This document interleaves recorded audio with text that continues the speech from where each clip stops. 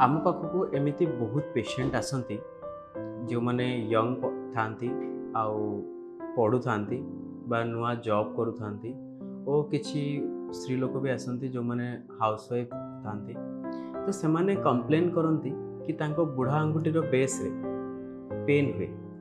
तो आसतु जाना से पेनटा कौन। यही पेनटा को आम कहू डीक्यू डिजीज और डिक्यूरवेंट टिनोसाइनोवाइटिस।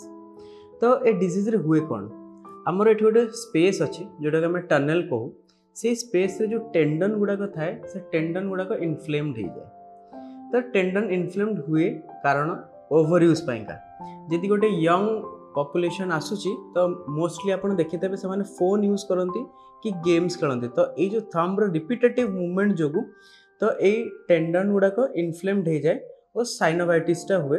तो जो बेस ऑफ द थंब रे पेन अनुभव करती।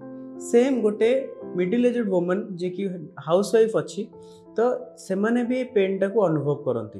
तो तांकर जेतोले माने किचन रे से माने कुकिंग करती तो तांकर रिपीटेटिव मूवमेंट थाए जो ए टेंडन इन्फ्लेमेशन हुए।